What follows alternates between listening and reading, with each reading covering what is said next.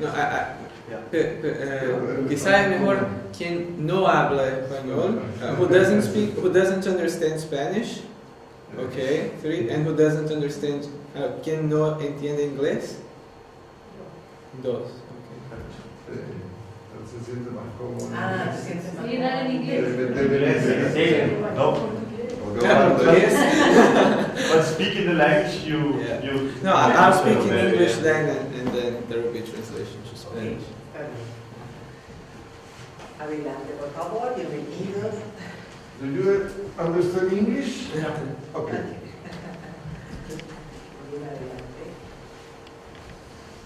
Bueno, aquí, bienvenidos a todos. Qué gran alegría seguir inspirándonos por el Espíritu Santo, desde el tan rico carisma de nuestro Padre, fundador. Bueno, y ahora vamos a reflexionar juntos sobre las voces del tiempo, concretamente sobre la ecología. Somos Graciela y Beltrán aquí de Paraguay. Puedo compartir con ustedes. Y ahora queremos presentarle a nuestro disertante. Él es Pedro Pablo Weizenman. Okay. Él estudió ciencias políticas en Harvard. Se puede contar la edad, tiene 22 años. E hizo su tesis sobre este tema en Harvard, por eso, estudiando ciencias políticas, nos va a hablar de este tema que le ocupó en su tesis. Así que vamos a tener casi la regalamos más después, pero tenemos 1 hora 45 minutos. En esta hora 45, Pedro Pablo va a hacer su exposición en inglés. Hay traductores al español. Después vamos a tener unos 20, 30 minutos de preguntas y respuestas. Y después vamos a trabajar en grupos más pequeños, respondiendo a una pregunta de qué es lo que nos llevamos de esta conversación que vamos a tener sobre la ecología. ¿Cuál es el mensaje que llevamos para el movimiento y para nuestras vidas? ¿Qué es lo que el Espíritu Santo nos habla a través de esta conversación? Finalmente vamos a sacar algunas conclusiones y esas conclusiones van a ser llevadas al plenario después, ¿verdad? 2 o 3 frases que reflejen lo que la conversación marcó en nosotros. Muy bien, entonces queremos darle la palabra a Pedro Pablo sobre ecología, futuro de la creación. Gracias, Pedro Pablo. Muito obrigado. Well, thank you so much. I'm very happy to be here. As mentioned, I come from Brazil. I'm from the Schönstatt youth in Brazil, and since the beginning of my life in the Schönstatt movement with my parents, who are here, my father is here as well. Father Alexandre is also here, who was my assessor in the Schönstatt youth in Brazil. Then I went to college in the US at Harvard. I studied political science and I wrote my thesis on the Latin American contribution to the development of Catholic thought on human rights. And because of, let's say, many things, then I ended up after college working at the Vatican Dicastery for Promoting Integral Human Development, which is the new office Pope Francis created to deal with, 5 years ago, to deal with all the social justice related things in the church, migrants and refugees, economy, ecology, health, and I was very, okay, so I'll speak more slowly. I was very happy to be included in the ecology section of the dicastery, which is all the ecological question, ecological issues, is also a contribution coming from Latin America to the whole thinking and thoughts of the church worldwide. So it's very close to my heart, my background, and I'm very happy to share with all of you. And as I was preparing to deliver this conversation early in the Congress, I was speaking with Sister Isabel, who is here, or was here, I don't know, she left. Okay. And she you're working with ecology and so on. I always wondered, I know it's important, Pope Francis is really focusing on this, but how do you see this coming from your Schönstatt perspective, right? And I thought, how do you see this coming from your Schönstatt perspective? And then I thought I could start this by saying how I think the ecological dimension, even if we perhaps don't, sometimes we put it on the background as a back thought, so we deal with different things, spirituality, economy. Oh, and then we have to take care of the environment, it's important right now. So, but how can we bring this to the center, also from within our Schönstatt perspective? And it clicked to me how this is such something that can be central to the life of our movement and our charism. When my boss at the Vatican reminded me of what the original meaning of the very word ecology is. And it comes from the Greek, which is echo and logos. And echo in Greek means home, casa, no? Logos, so all the discourse and surrounding the world, home, right? And it's interesting that this is the very title Pope Francis chose when he decided to write Laudato Si, which is not encyclical on the environment or nature or anything, is encyclical on the care of our common home, right? And I think this word home is very special to us in Schönstatt, right? It talks about, it's the first grace of the shrine, as I learned from my young time at the youth, you know? It's this feeling of being home, of being welcome, of belonging to something, right? So ecology is, in its root, all the thought, questions, actions dealing with our common home. And in this comes also all the questions, which is also very dear to us in Schönstatt, of relationships, right? Of, if we're talking about home, we're talking all the questions of identity. Where do I belong? How do I feel? And it's all about relationships in the sense of relationship with God, with myself, with the others, and with creation, with the environment, with nature itself. But it's also, it's always part of this integrated dimension of life. So ecology is its heart about home and deal with all the questions of relationships.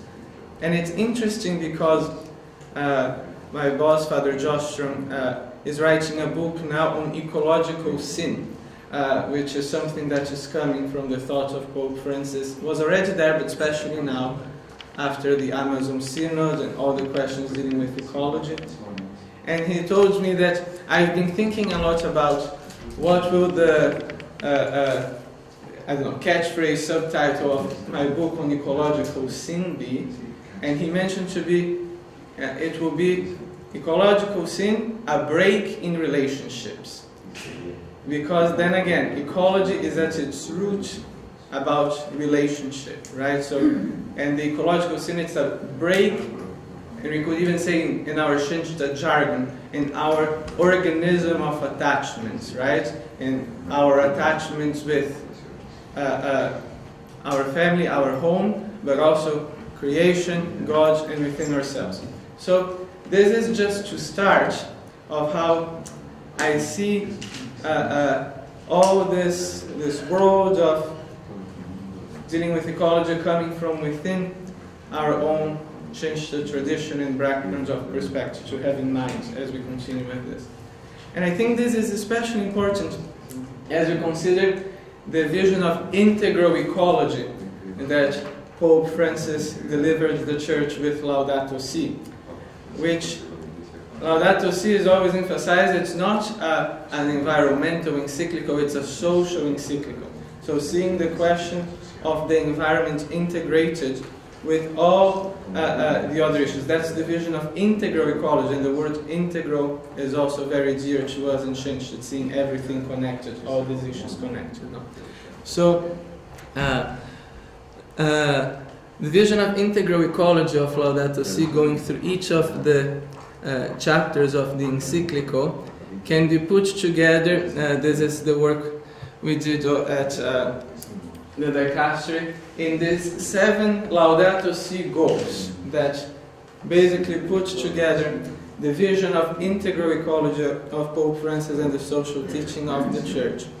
So I thought of going through each one of them with some reflection sharing with you, and then with also Pope Francis' call to action. So the first one is listening and responding to the cry of the earth. So listening to the cry of the earth and responding to it. And in that sense, I think the place to start is what science tells us now in the latest IPCC report from the UN, from all the climate scientists gathering together.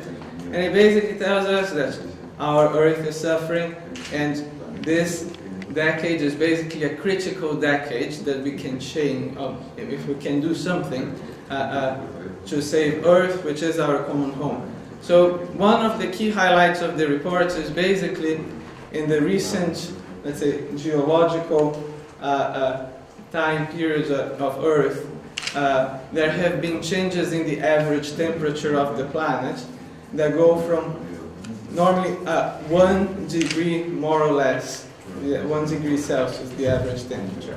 And in our 200 years of industrial time, we are already past the point of 1 degree Celsius, so around 1.4 now.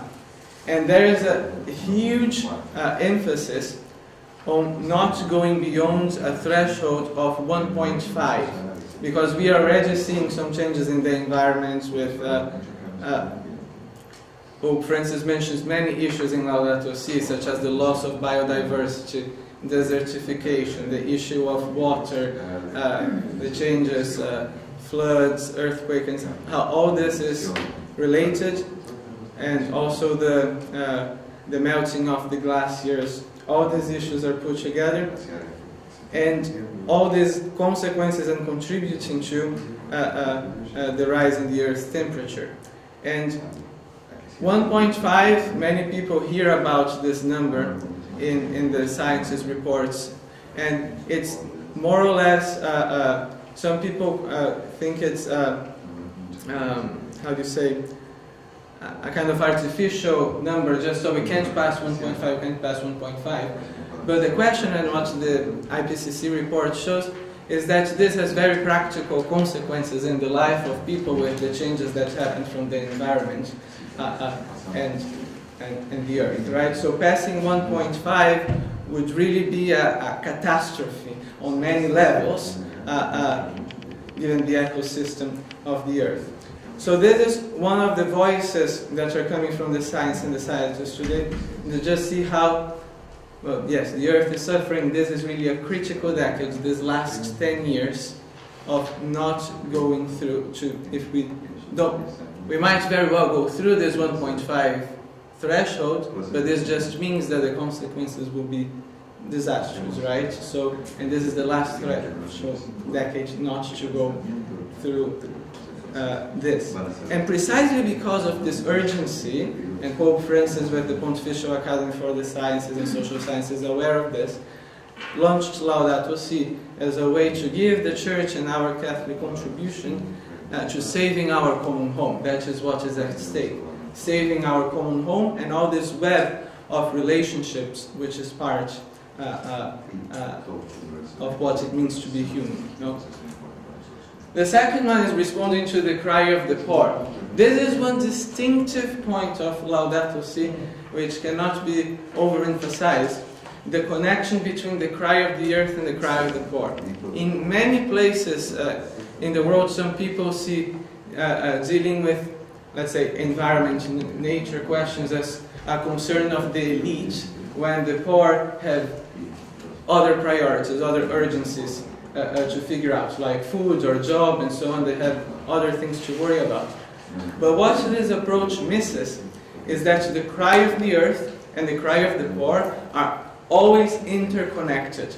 So when the environment is affected and creation suffers, the poor will be those that suffer the most. And we see this most clearly, for example, in fishing communities or in indigenous peoples in Brazil, in the Amazon, or in people that depend on farming to make their livelihoods. So there cannot be, this is perhaps Pope Francis says, a true ecological approach is always a social approach. We cannot separate and, in our Schönstatt vision, make it mechanistic, right? It has to be integrated, always the cry of the earth with the cry of the poor. And we could even add, given also listening what has been coming up in this Congress of Pentecost, now a third cry, which Pope Francis always talked, the cry of our children. How the youth, and especially with seeing children in the streets with the strikes and so on, are very sensitive to this question, because at the end, it's what kind of future do we, well, the adults, want to leave to them, right? Or what kind of future are we going to inherit? And Pope Francis has a very catchphrase on this when talking about this. We inherited from our fathers a garden to take care of the earth. We cannot leave to our children a desert, right? So we have to be stewards of the garden, care of it. And Pope Benedict also has a beautiful saying that all the ecological issues are very dear to him, and also, again, the integral human roots of this ecological crisis, which Pope, it's also a chapter in Laudato Si. Pope Benedict used to say that the external deserts are growing because the inner deserts are always deepening, right? So, again, that's another point of Laudato Si, which connects again already with ecological spirituality, that the external reality we see and the damage and the suffer we see in nature and on earth is a fruit of our own, let's say, sinful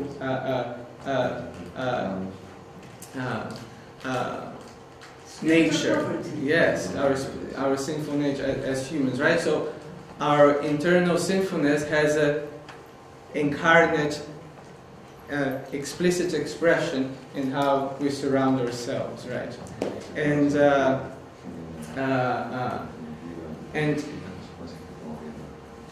so this is the human roots of the ecological crisis. Ecological economics is the next one. It's very connected to it, because Pope Francis identifies as also the roots of this in the technocratic paradigm. Pope Francis talks about the technocratic paradigm as the root of many of the problems in how we relate to creation, but also in our own, the questions of consumerism in society and how this creates a culture of waste, in that thinking that technology can solve everything, right? That if we keep relying on technical solutions to trying to figuring out this crisis. And one very important part of our thesis says that technology is not neutral, or the way we organize our economic systems and rely on the market is not neutral. Technology itself and the market structure has its inner logic, which is sometimes very atomistic, right? Separating each of us, not considering the relational aspect, right? The communitarian dimension treats as Father Kenton would say, the human being as the homo economicus, right? That doesn't So to reconsider economics, we have to think of ecological economics, which then again is an economical approach that considers the cry of the earth and the cry of the poor and integrates all of this. And this, as we were saying, if at the end the root of the crisis is human, to change that we have to talk of ecological conversion, right? And then comes our own way of concretely in our daily lives changes things, which is adopting sustainable lifestyles. That includes maybe, which is very hard, especially for me coming from Brazil, cutting down on meat, for example, eating less meat, or taking public transportation, or all these small things that we are aware of and we know, right? And maybe we think, oh, these are just side things. No, these kind of things are very central to our faith, right? Because in this kind of small sacrifices, capital great suffering, we have a possibility of making an impact on the future, not only of the planet, of nature, but of our common home, right? And once when I delivered a talk on Vatican News about all these questions of ecology, in one of the comments of these people that criticize Pope Francis a lot, saying, oh, we should be talking less about ecology at the Vatican and more about holiness or sanctity, right? As this kind of, but this, again, misses the point, right? Because talking about ecology is talking about a Christian, a holy way of living. Because it takes a lot of sacrifice and holiness to go out of your way, to change your lifestyle, to go through ecological conversion, right? To change your daily life in a way that is in line with what it takes to sustain our planet, which is not just nature and environment, animals, it's also that, and it's very important, but it's also about our fellow human beings. It's showing solidarity in a concrete way, right? So it's very much part of, then again, this takes ecological education. How do you cultivate this within? And education, of course, it can be a fruit in schools and that all the Catholic systems of education dealing with these questions, and also then how to inform and create an economic system that is better in line with the environment and the poor, but also in our own families, right? Which is what it takes to create sustainable lifestyle. Ecological spirituality is then again, I think would say about seeing the wonder in creation, right? And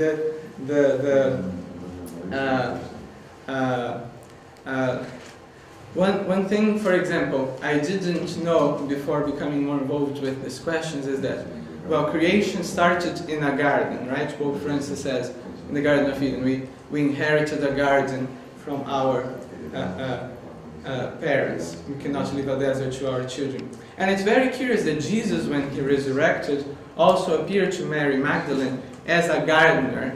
In the Gospel of John, it says, as keeping in the figure of, in Portuguese, jardineiro. Yes, the jardineiro, in taking care of the garden, right? So that also goes all the way about, say, in the Christian spirit of imitating Christ, right? Of incorporating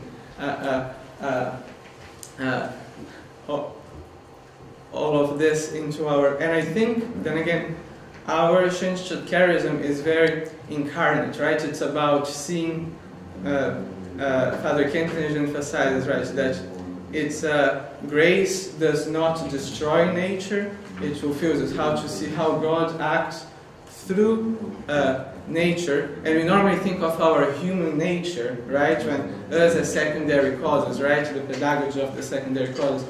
But that is very well the case also for not only us humans, but nature itself, creation as a whole. So God acts and speaks through how creation speaks to us, right? And then, for example, the issue of biodiversity is one that is sometimes in the frontier of what many people think as Christian thinking, because sometimes we think, oh, we shouldn't, let's say, and there is, for example, a hierarchy of beings, right? And we think that, yes, human beings have an inherent dignity that other animals, plants, or creatures not, which is all true.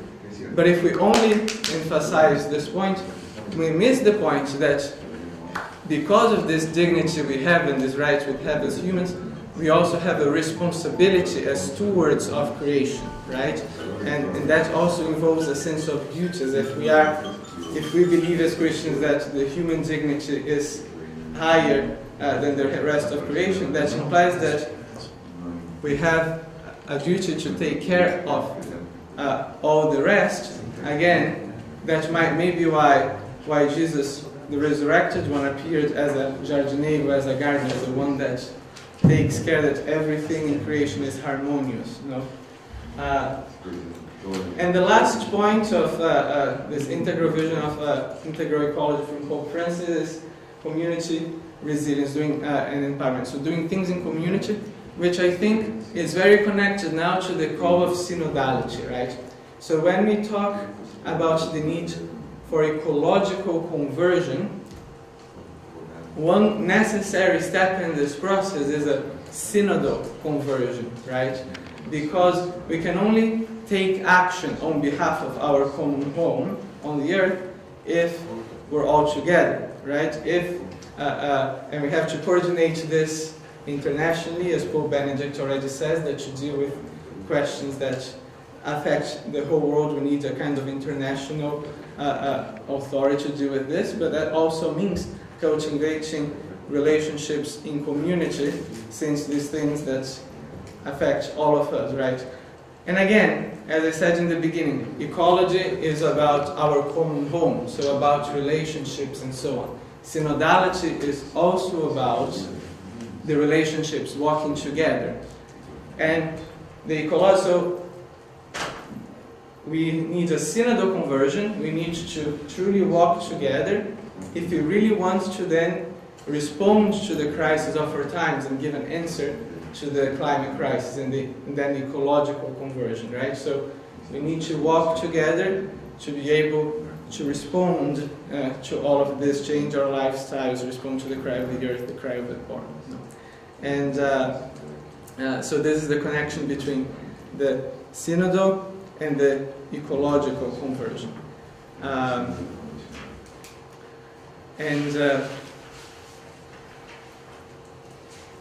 I think this also shows the connection between Laudato Si, just looking at the time, Laudato Si and Fratelli Tutti, you know, the two social encyclicals of Pope Francis.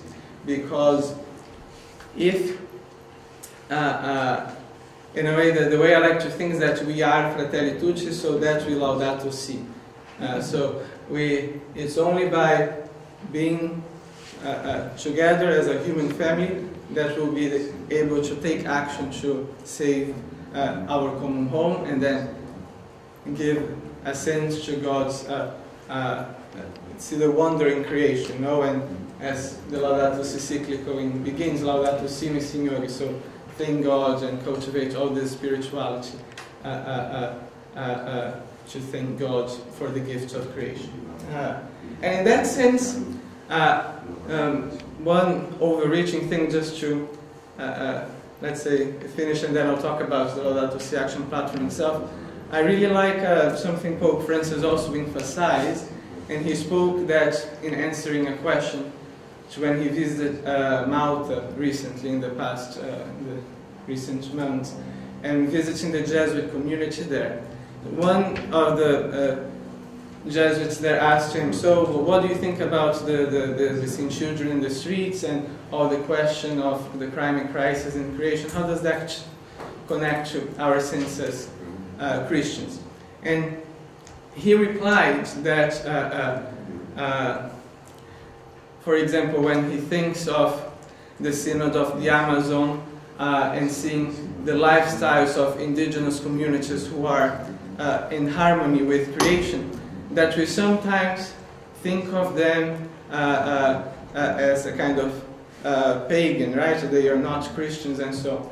But concretely speaking, they are, let's say, in a way, living up to the ideal, to the goal of taking care of our environment much more than we in civilized societies, that have a kind of ruptured relationship with the natural world. So if believing, right, the question of faith is about, let's say, being faithful to God and responsible for the gifts He gives to us, recognizing the presence of the Creator in creation, taking care of creation, who are really the pagans here, right? If the indigenous communities take care of this in concrete way, even if not explicitly opposing the faith, when we ourselves don't, who are really those who lead pagan lifestyles? And then he says, and because of this, if we see the care of creation as a way to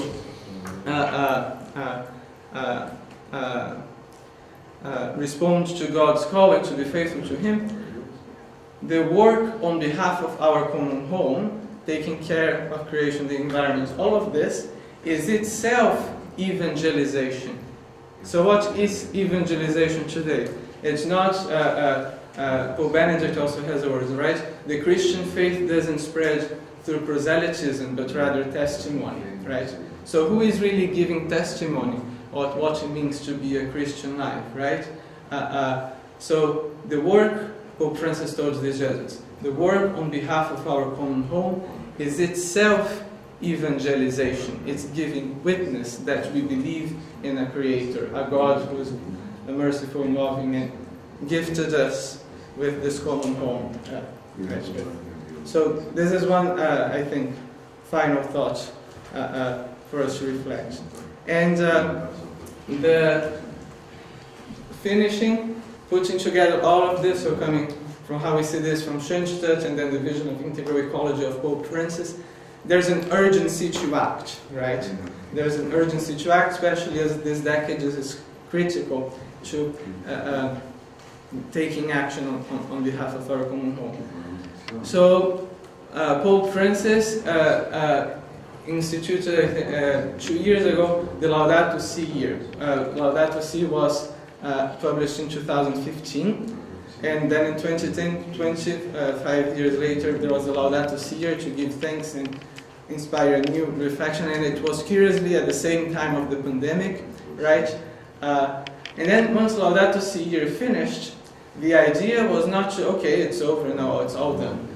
So Pope Francis finished the Laudato Si year in May 2021 with a concrete call to action, right, in the work of the Laudato Si Action Platform, which is this project the Dicastery for Promoting Integral Human Development put forward. And in a way, it's very exciting, and this is mostly the work I do at the Vatican, because it's the first time the Church has a plan to action on how to implement a social encyclical, right? So we've had Rerum Novarum with Leo XIII in the 19th century and dozens of social encyclicals since then. But right now we have a concrete call to action and to track how we implement the social ecological vision of Pope Francis, right? And so the call of the Laudato Si Action Platform is how to put together this integral vision of Pope Francis in action. And it's meant to everyone, to all people loved by God, and particularly through 7 sectors. So families, parishes and dioceses, businesses, the economy sector, organizations and NGOs, also religious communities, hospitals, and educational institutions, schools and universities. So everyone in your own context is called to join the Laudato Si Action Platform through, concretely speaking, this website. And it's called a 7-year journey on behalf of towards integral ecology, on behalf of with concrete action on behalf of our common home. And once you come here, there are basically 3 steps. You can come as a family, or as the representative of a school, a university, a parish, a community, the Schönstatt sisters, for example, and enroll in the platform. And once you enroll, there are basically 3 steps. One is a kind of, the idea is not, let's say, it's also very much in line with Pope Francis' vision of synodality now, right? It's not basically the Vatican telling what you have to do to implement Laudato Si in a kind of top-down approach. No, the idea here is to, let's say, reach out to everyone in a spirit of leading a process of discernment, right? So people at the Vatican don't really know what's happening in concrete church realities in the local churches. So it's about fostering a discernment in your local community about what it takes, concretely speaking, to implement all of this in my own reality with the initiatives that are already there, right? So the first step once you enroll is a kind of self-assessment. Where I am right now with some questions in your carbon footprint, right, and so on. At what point in this journey am I towards a total sustainability or a vision of integral ecology, you know? And there are questions to help with that. Once you are there, you make a kind of, the second step is a Laudato Si reflection. What do you see yourself as all of this? How do you see your religious community, your own charism as related to all of this? Or if you are a university, like what's the research you're doing right now connected to this? And the third step is an action plan, which can be from 1 year or to 2 years until we reach the end of the 7-year journey, right? So what am I going to commit myself as a family, as a school, to doing to implement Laudato Si and the vision of Pope Francis in my own reality? And right now this is an initial website. We expect it to there be some changes and become more interactive as it goes. But it's the beginning. It was launched May last year as a push from Pope Francis for us to do something, for the Catholic Church to really be, and the Catholic communities be a leader, let's say, in responding to the climate crisis we face right now. And not only the Catholic Church. Laudato Si is also meant as Fratelli Tutti to appeal to everyone, people of different Christian denominations, interreligious, and people of no religion. So it's an appeal to all to come on board on action to save our common home. And I think we can now end with the video from Pope Francis calling each one to join the Laudato Si Action platform, and then we can take some time as a group to discuss, right? Or maybe we can have some questions first, and yes, and continue the. So, thank you so much.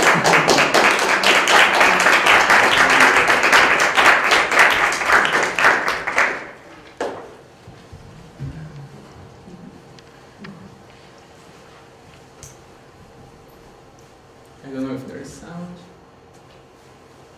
Cari fratelli e sorelle, con l'enciclica Laudato Si, promulgata nel 2015, invitavo tutte le persone di buona volontà a prendersi cura della terra che è la nostra casa comune.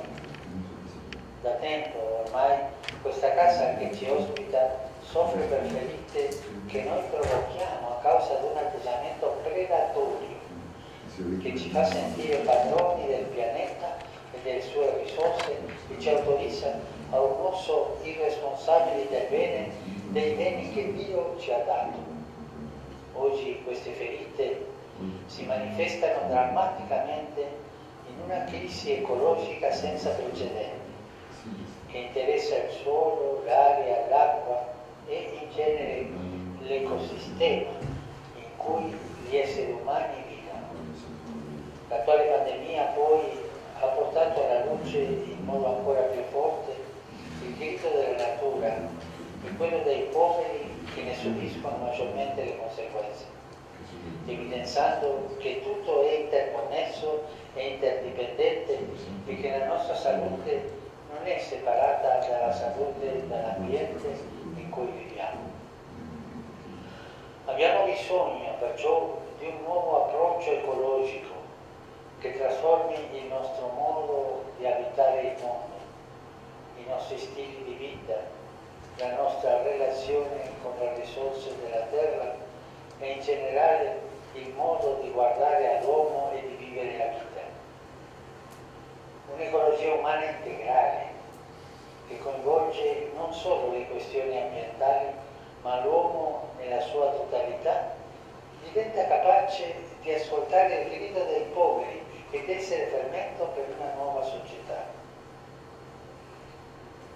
abbiamo una grande responsabilità, specialmente nei confronti delle future generazioni.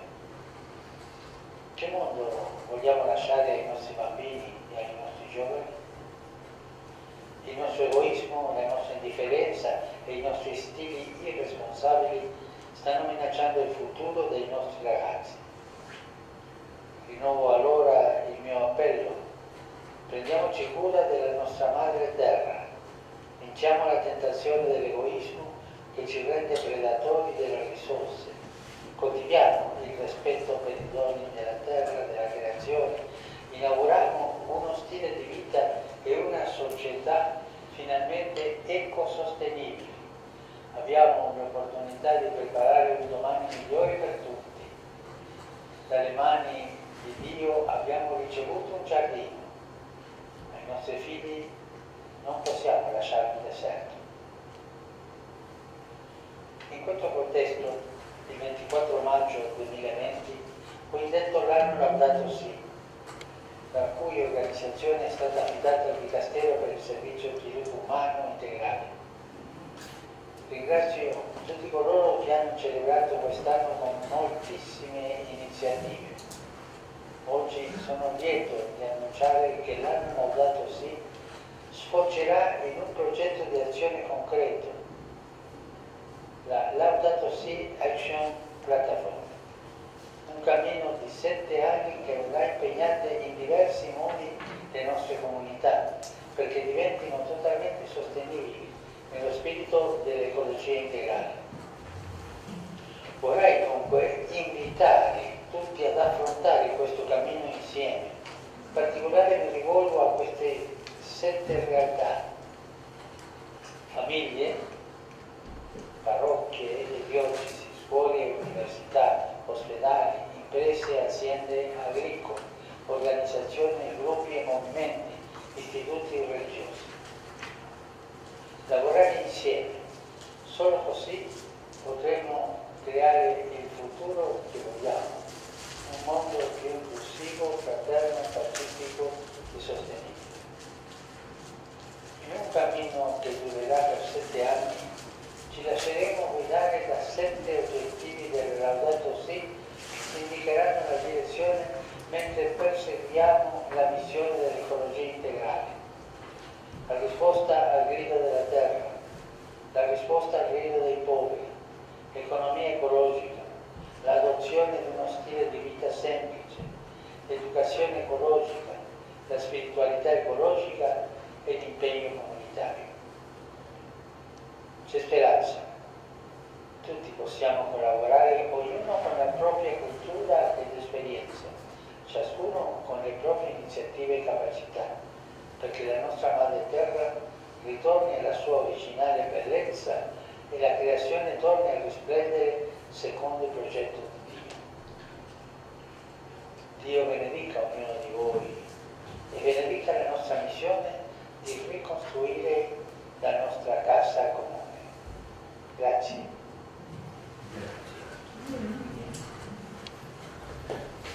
One final thought that I forgot to mention then. We talk about the care of our common home, which home in English is already, but in Spanish I was thinking, we talk about el cuidado de la nuestra casa común. Pero quizá en Schönstatt podríamos hablar de cuidado de nuestro hogar común y cómo también hacer de nuestra casa, cuidando de todas estas relaciones, un hogar, verdaderamente, no un jardín hogar, ¿no? Solo un último pensamiento. Thanks, Pedro Pablo. We have almost 30 minutes or 20 minutes for questions. Somebody have questions or some points that we have to... Or reactions, or just sharing the... Yes. ¿En qué idioma? Está bien. Bueno, no, quería preguntar sobre el plan de los 7 años un poco más. Sí. Sí, ¿cuándo comienza? O sea, ya comenzó, pero ¿cómo es eso? Yes. Can I answer in English? Sí. That's fine. The year Laudato Si went until May 2021, so we've had the first year. Gone. Well, right now, so there are already so there are 7 working groups for each one of these realities: family, parishes, dioceses. So, and they're all different kinds of movements. People. So, for example, the Ökologie are very involved with the families one. The Jesuits are very involved with the whole education world, and the superiors of the international community of superiors in Rome, taking care of the religious orders and so on. And so everyone in the church is becoming involved, so it's also part of the call for Schönstatt to learn and contribute in this whole ecological dimension that Pope Francis asks. Concretely speaking, in terms of the year, so this has been the work of this first year, of getting all of this. And then also, you will see that there are resources that the working groups prepared after you do this kind of self-assessment that I mentioned as the first step. You also receive some suggested actions for your own reality that you can incorporate in your Laudato Si reflection and Laudato Si plan. But the idea is for each people, each community, person, family that joins, to have a 7-year plan. So even that it's not too late to join, right? So this will be your first of 7 years if you join now until for the 7 years. Yes, yes. So because this is the last two. Also, there's the UN 2030 agenda with the Sustainable Development Goals, and the Laudato Si goals are also connected to each one of the UN Sustainable Development Goals. So how until 2030 we can give as church a contribution to the climate crisis. Another question? Yes. Sí, una pregunta en español. Sí, sí. Yo me he planteado también durante todo este congreso cómo nuestro carisma va impregnando distintos quehaceres de la sociedad. Hemos hablado de las empresas, de la política, de la biología. También hablamos en la charla anterior de que la iglesia nos regala también mucha información, como la que tenemos acá. Y no hay que ser tan pretencioso que nuestro carisma cruce todo necesariamente, pero ¿cómo plantearse qué particularidad nuestro carisma puede aportar, o quizás cómo podemos aterrizarlo en nuestro santuario, cómo podemos plasmarlo en concreto en nuestra identidad o en nuestra localidad, quizás que sea más simple nomás, y partir de poco? I think that's a question for the Congress, no?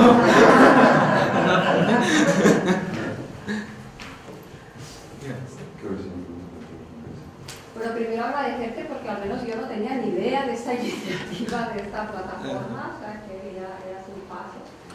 Y quería saber si tenéis sinergias con otras iniciativas, instituciones. Pensaba, no sé, me venía Cáritas, ¿no? Sí, sí. En España es muy fuerte y trabaja todo el tema de la pobreza.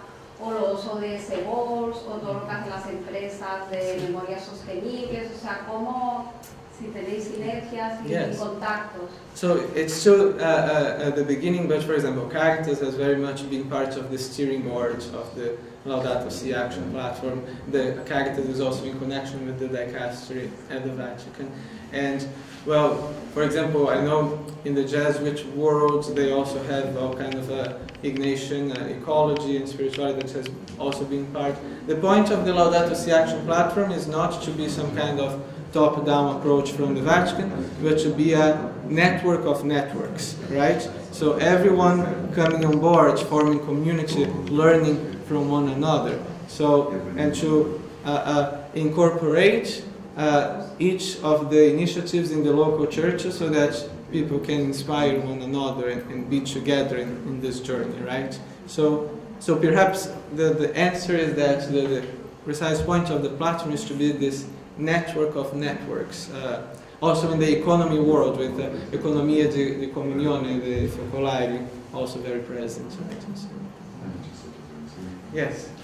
How would you talk to people about these things who don't trust that the science is true, or who think that it's a conspiracy theory? That's an amazing question. There are some resources on the dicastery websites, also the Vatican COVID-19 Commission, for example, the whole issue of vaccines, right, which is also related to science, of some points for discussion groups in parishes of how to address these questions from within a church perspective, right? So I can refer to the resources at the COVID-19 Commission websites of the dicastery. But I think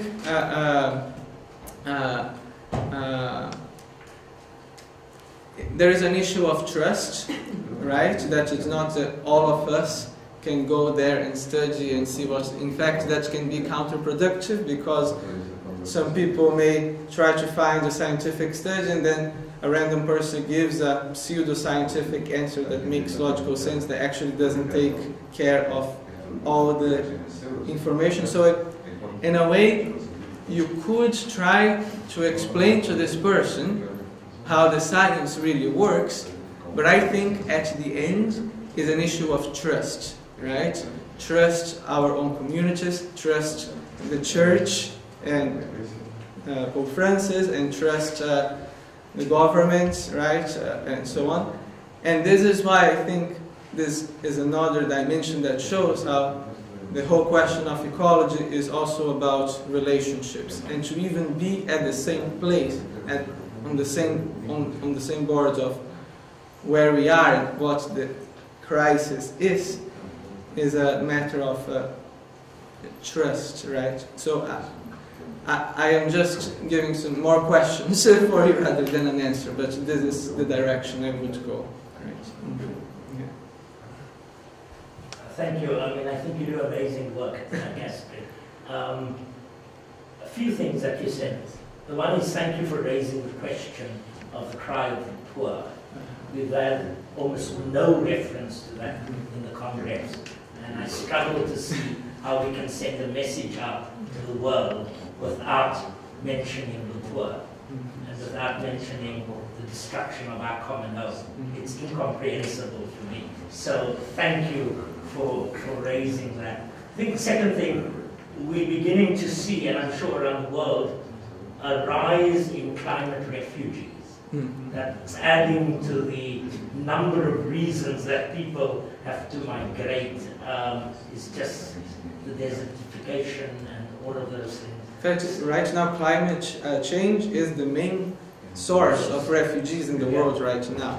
Yes.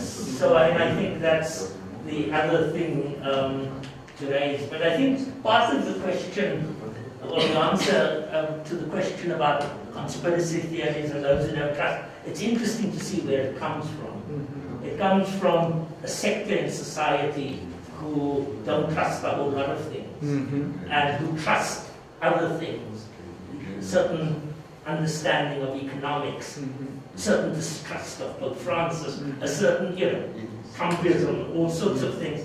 And so I think without realizing that they're using a different logic to build a case, but distrust another logic. So it's really weird. But I really wanted to thank you for raising the question of the poor. And I think the other conspiracy theory mindset is about us versus them mentality, thinking that we have the truth. I think it also relates to what we were talking earlier today, right? That we have to be with others to understand what the truth is. We can't claim to have all the answers, right? So, yes. Just a comment. I think an interesting point is to go in the website and fulfill the form they have there. Because when you start to fulfill the form, it's about 30 minutes, and you start to raise questions about what are you doing in these issues, about how are you using water, how are you wasting food, how are you helping poor people in your community. These questions, they are questioning there, and you can start to have some thoughts about how a holiness life can be in these issues. It's very interesting. I think you can give us the website for us to go there and start this journey in 7 years. It's very interesting. And you can answer it as a family, as a person, as a parish, as a movement, as a congregation. Very good. Just in line with your comment, I think first, thank you for sharing what's behind the Adult C project or platform. Just a comment. I think the difficulty we have as human beings is, for me, or the 7 initiative is changing the lifestyles. Because probably we are more used or more closer to save animals or the nature, the impact we have, but we don't see the effect of our production model or manufacturing model. We see, for example, the solar panels, and it's a good impact in the environment, but we are manufacturing these in countries where the rights of people is not at the same level as maybe in other countries. And we are creating probably the cry of the poor, but that we don't listen to that. I think for me, one of the key issues, and it's something that we have to make the question to each of us, I think, is a personal, and after sharing with our community, is about what are the things that we are willing to change in our lifestyle. What will be our things that we will change, that we will move to maybe other more sustainable things or way of living. And I think it's something very difficult because it's a combination of many wills. So it's not only one family, it's something that is country, but it's a continent and it's industry. So that's a comment. Yes, no answer because I think it's difficult. Yeah. And it's about conversion at the end. This is why we can bring our whole Christian perspective and tradition in inspiring action here, right? If we gather all of this in a kind of, yes, a really inner personal conversion towards something, right? And not just remembers me in the sense that something Pope Francis also mentions in the encyclical is that in this kind of change of lifestyles, sometimes the Christian and tradition and the Bible of the narrative of Genesis has been portrayed to give humans a kind of dominion over the earth, and then we don't have to care about. But this is actually, if you look at the history of this interpretation of Genesis, is a deturpation of the message of Genesis, which started only to be understood this way in the industrial period. So if you go back earlier, the whole emphasis is actually on stewardship, how human beings are the stewards of, let's say, all of this in creation, and take care, right, to till and keep the garden. That was the commandment from God in Genesis, to till and keep the garden, right? And that again also just in terms of changing the mindset, the lifestyle. Yo agrego algo en español. Me parece que lo nuevo es la visión integral.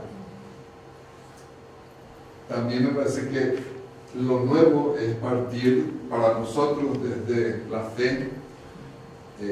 Cuando Dios crea las cosas, nos da a nosotros el poder sobre las cosas. Y nos da esto de transformar las cosas. Participamos de alguna manera en la co-creación, transformando las cosas, pero eso exige responsabilidad. Y creo que el mundo hoy se divide de alguna manera en las personas que creen y actúan en este ámbito tratando de cambiar el estilo de vida, porque se requiere de esto y para eso hay que seguramente hacer varias de estas cosas. Y en la economía casi que está un grupo que cree que la ciencia, que también es algo que nos viene de Dios, el conocimiento, la transformación o la solución va a venir por la innovación, por la tecnología, porque alguien va a descubrir algo mágico que va a hacer que, bueno, esto se transforme, digamos.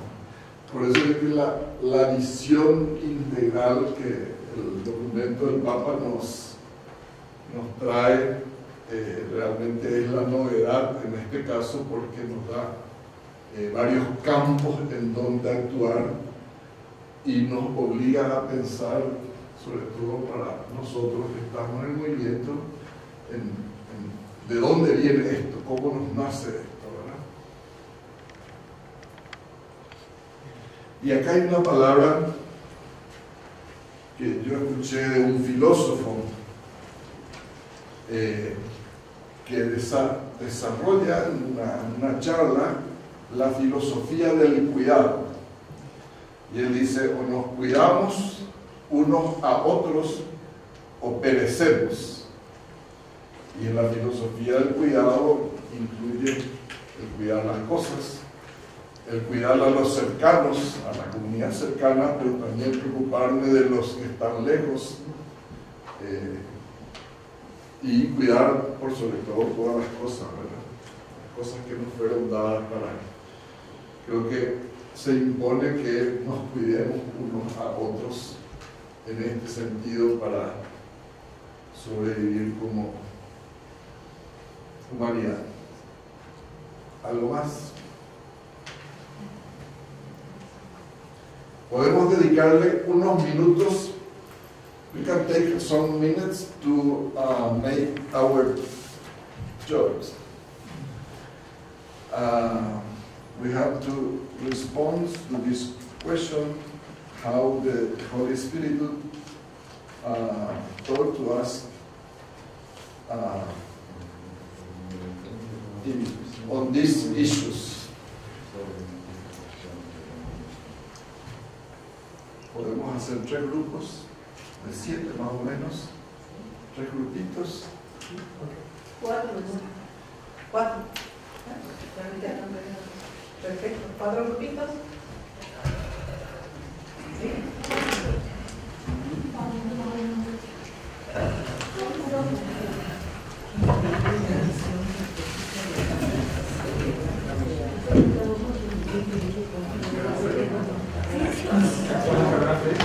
La idea, si querés, ayudarme a conseguir la pregunta.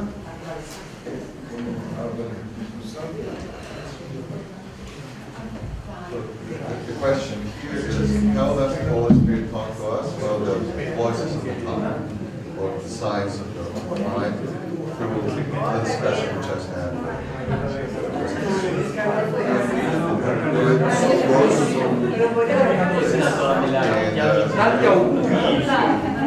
And each group should come up with 2 propositions or answers.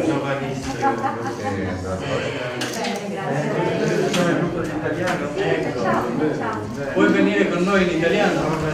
Facciamo un gruppo in italiano. Volentieri,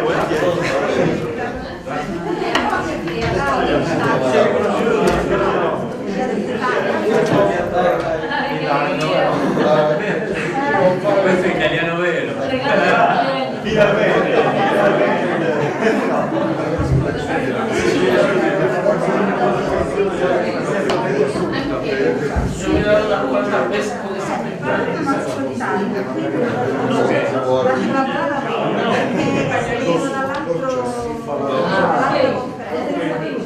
Puede ser italiano. Pero ¿qué nos habla Dios? El Espíritu Santo es muy creativo. Escribiamo frases que nos hayan marcado.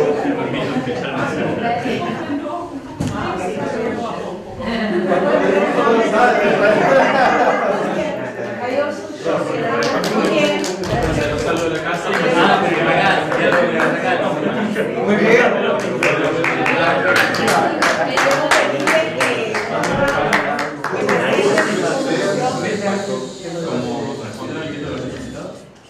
Queremos pedirles, disculpen por favor, que vayamos terminando, que cada grupo lea su conclusión, con un secretario.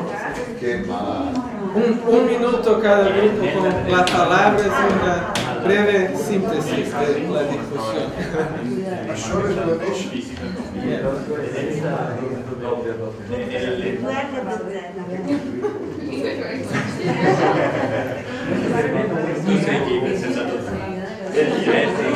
ahí o no?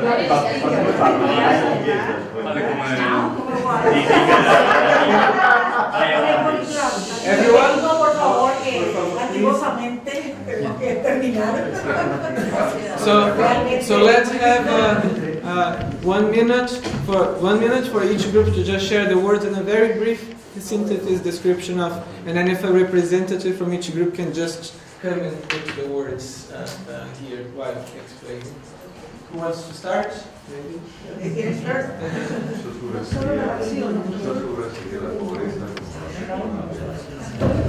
So our words are stewardship and integration and attachments. So stewardship is fairly self-explanatory. The earth is not our own property. We are taking care of it. It is God's property. And integration and attachments, the interrelatedness of all of these different issues in Laudato Si, they're all connected, and we have to see it holistically. And the reason they are problems is because we do not have proper attachments to God, to our fellow men, and to our surroundings. Thank you.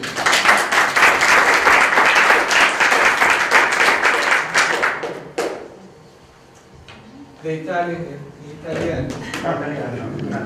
Ma parliamo italiano o? No.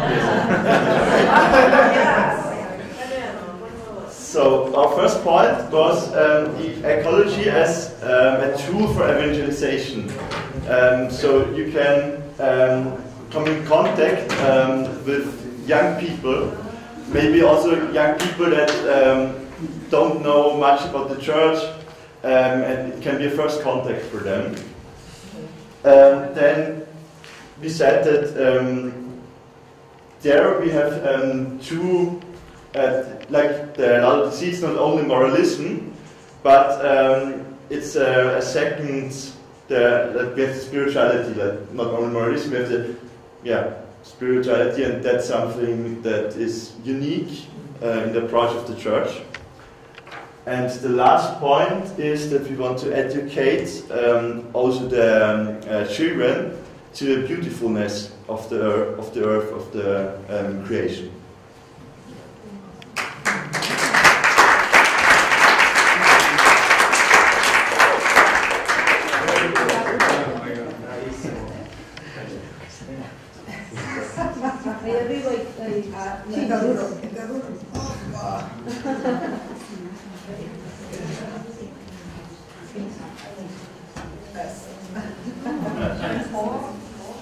So we spoke about how sanctity of our daily life is something that is in our present, and we should reflect on and put the care of our home in that context. We spoke about the need to educate ourselves and those around us on the need to take care of creation. That thought was aligned with a sense of stewardship. And we also spoke about how poverty, as we live it as one of the, how do you say that in English? Consejo Evangélico. So, evangelical advice, I don't know if you call it that way. Evangelical gospel or the evangelical council. As one of the main of the evangelical councils is key in order to protect the environment. Because the more we consume, or the way we consume, can lead to, I mean, there's so many things that we don't need. That's the point. So we're not talking about living as homeless, but about living a lighter life with a smaller footprint. Thank you.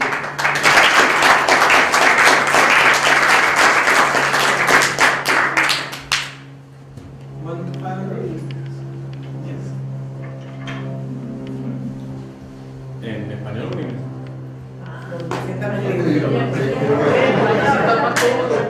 No, más o menos como para que entiendan todo. We, as a first word, we like to say organic conscience it's like a double meaning like phrase. Organic not just as a way of thinking, like in an organic way, like we have to comprehend, not in a self-structure, but understanding the dynamics of the world, the dynamics of the people, and the dynamics also of how we respond to the world, being conscious about that. And also organic for the earth itself.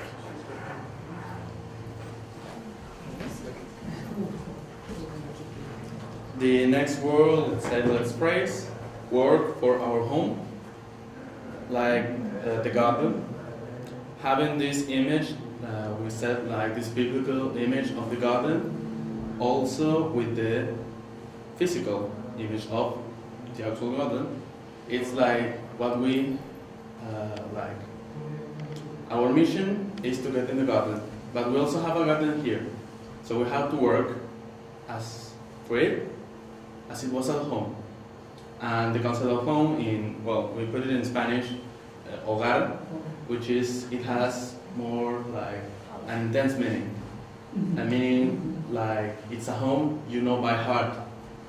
You want to live there, you work for that, but you really want to be there. So it's like a real home to God. And the last, response to the cry of the need. Like the need not only appealing for the earth, but for the poor, as they are really attached one to each other. And responsibility, it's a strong word, meaning that you have the capacity to act. Response is not really to, let's write a response and give it. If you are responsible for something, you are capable of working on it. You are capable of doing something with your own resources. You can act from your own home. And that is what we appeal, like a real response. I accept that I have some kind of capacity to act.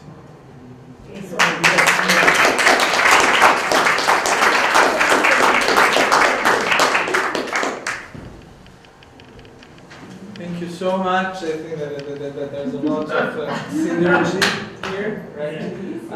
One final thing then, since the cry of the poor came 2 times, that I remember I forgot to mention. Something very important message from Laudato Si as well is that, especially these ecology things, sometimes there was always about to talk about what we can do, right, and so on. But Pope Francis mentioned it, and sometimes even well-intentioned, right, to do something for the poor and so on. But what is really necessary, and is about the concreteness, is proximity with the life of the poor. Even if we're well-meaning, and think this challenges us, as we're talking, like we haven't really talked about poverty, and many in our Schönstatt places are very elite places, right? So if you don't have the proximity with the concrete life of the poor, it's hard to see how these 2 things are integrated. Yeah. Maybe we do something that is actually, as you were saying, counterproductive, right, in the sense of, let's say, the manufacturing structure that we produce. So just the other thing, being concrete and cardinal proximity with the life of the poor. This is amazing as well, in terms of the ecology as evangelization, Pope Francis keeps emphasizing. I think there's a lot on connecting ecology with our Schönstatt spirituality, organism of attachments, sanctity in daily life, and how, as I said, no, it's not as if we talk about ecology or we talk about holiness. No, it's all integrated. And it really touches me the sense of the wonder, to also educate for the wonder. It's something you cultivate, right? That doesn't come by choice. So, so we're thinking of ending with a time of prayer. Y terminando, darle gracias por su participación, por la riqueza de los aportes, y bueno, y darle gracias a Dios que desde la visión profética de nuestro Padre Fundador también nos sentimos llamados desde este carisma, de esto que le regaló Dios al Padre, a cultivar justamente este organismo de inspiraciones que nos permiten justamente ver en todo a Dios, ¿verdad? Y a partir de allí crecer en nuestra cercanía como seres humanos y en nuestra cercanía con la naturaleza, con todo lo creado, y caminar juntos Entonces, queríamos también un poquito leer juntos esta oración del hacia el Padre, número 42, que dice: amor creó al mundo como peldaños de amor, que nos conducen eficazmente hacia el cielo, hacia el corazón de Dios. Like when I thought of ending with the prayer Pope Francis put at the end of Laudato Si, a prayer for our earth, so I would ask if one of the native English speakers can read it for us with a better accent. Okay. Yes? Dear Father, the Son, and the Holy Spirit. A prayer for our earth. All-powerful God, you are present in the whole universe, and in the smallest of your creatures. You embrace with your tenderness all that exists. Pour out on us the power of your love, that we may protect life and beauty. Fill us with peace, that we may live as brothers and sisters, harming no one. O God of the poor, help us to rescue the abandoned and forgotten of this earth, so precious in your eyes. Bring healing to our lives, that we may protect the world and not prey on it, that we may sow beauty, not pollution and destruction. Touch the hearts of those who look only for gain at the expense of the poor and the earth. Teach us to discover the worth of each thing, to be filled with awe and contemplation, to recognize that we are profoundly united with every creature. As we journey towards your infinite light, we thank you for being with us each day. Encourage us, we pray, in our struggle for justice, love, and peace. Nos comprometía.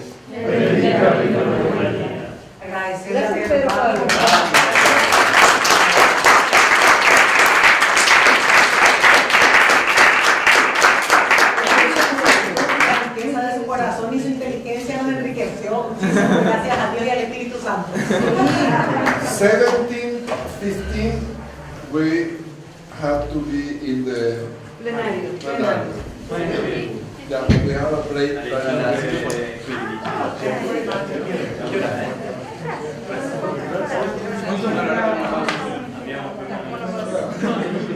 Thank you.